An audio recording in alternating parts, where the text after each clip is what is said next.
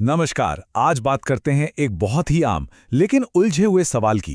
क्या अच्छे ग्रेड्स के लिए अपनी सेहत को दांव पर लगाना ठीक है? हम सब ने देखा है कि कैसे अकादमिक सफलता की इस दौड़ में स्टूडेंट्स अक्सर अपने स्वास्थ्य को कहीं पीछे छोड़ देते हैं।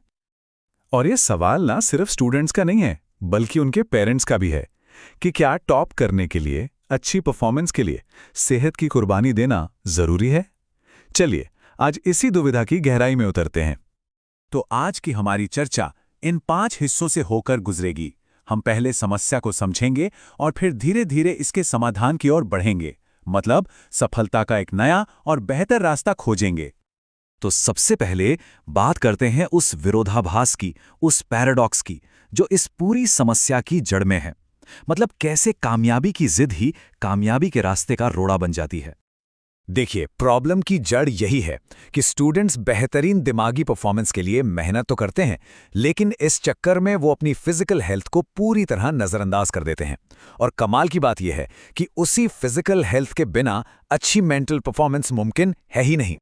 और ये बिल्कुल वही बात है जिसकी हम चर्चा कर रहे थे।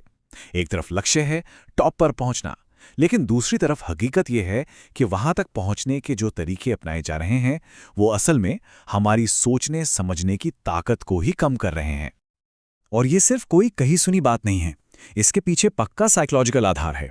मैस्लो की हायरार्की ऑफ नीड्स थियरी भी यही कहती है कि भाई हमारी शारीरिक ज़रूरतें जैसे कि अच्छा स्वास्थ्य, आराम और पोषण, ये तो बुनियाद हैं। अगर ये बुनियाद ही मजबूत नहीं होगी तो हमारा दिमाग अपनी पूरी ताकत से काम कैसे करेगा। तो सवाल ये उठता है कि आखिर ये सारा प्रेशर आता कहाँ से है।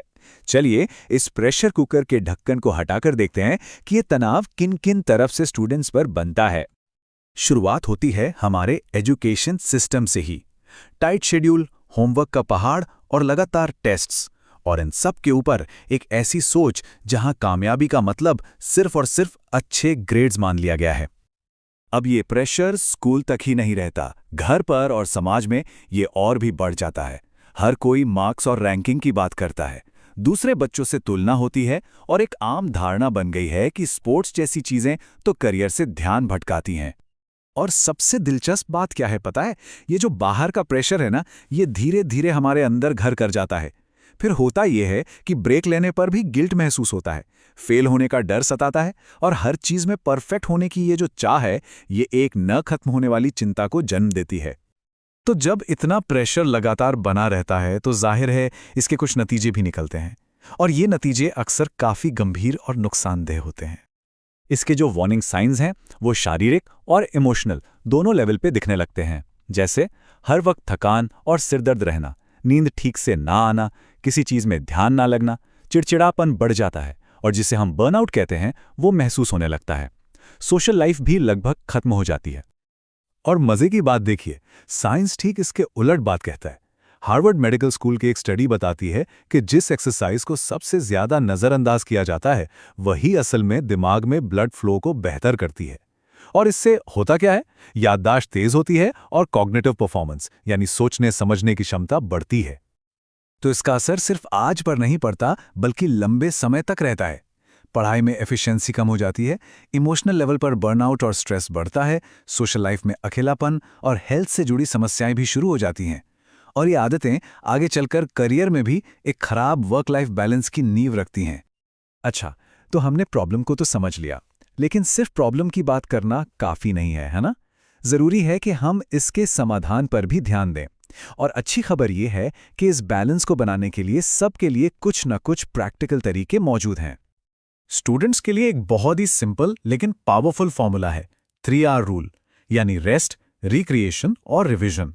ये रूल इस बात पे जोर देता है कि आराम और खेलकूद सिर्फ खाली वक्त की चीजें नहीं हैं।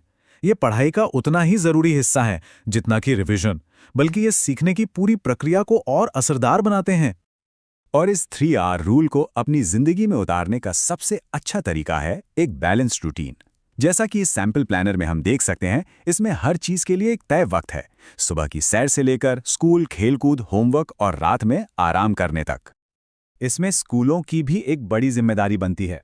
वो फिजिकल एजुकेशन को जरूरी बना सकते हैं, और सिर्फ नाम के लिए नहीं बल्कि सच में उसे महत्व दें। स्टूडेंट्स के लिए हेल्थ और फिटनेस पर काउंसलिंग सेशन रख सकते हैं, और सबसे ज़रूरी, सिर्फ पढ़ाई में ही नहीं बल्कि स्पोर्ट्स और दूसरी एक्टिविटीज़ में भी अच्छा करने वाले स्टूडेंट्स को सम्मानित करें। और घर पर पेरेंट्स का रोल भी बहुत अहम है। सफलता को सिर्फ मार्क्स से ना जोड़ें। हर तरह की कोशिश की तारीफ होनी चाहिए। परिवार में एक साथ फिटनेस के लिए कुछ समय निकाल सकते हैं। बच्चों का शेड्यूल इतना टाइट ना करें कि उन्हें सांस लेने की भी फुर्सत ना मिले। और हाँ, बर्नआउट के लक्षणों पर भी नज़र रखना बहुत ज़रूरी है। तो इतनी सारी बातों के बाद अब वक्त है थोड़ा रुक कर खुद से एक सवाल पूछने का कि हमारी अपनी रूटीन कितनी बैलेंस्ड है। चलिए इसे जांचने का एक छोटा सा तरीका देखते हैं। ये एक सिंपल सी चेकलिस्ट है। बस 1 मिनट के लिए इन सवालों को देखिए और सोचिए कि 1 से 5 के स्केल पर आप खुद को कहाँ रेट करेंगे। जैसे, क्या रोज एक्सरसाइज के लिए वक्त निकलता है? क्या पढ़ाई के बीच में ब्रेक लिए जाते हैं? क्या नींद पूरी होती है? इससे ये समझने में बहुत मदद मिलती है कि हमें कहाँ सुधार करने की जरूरत है।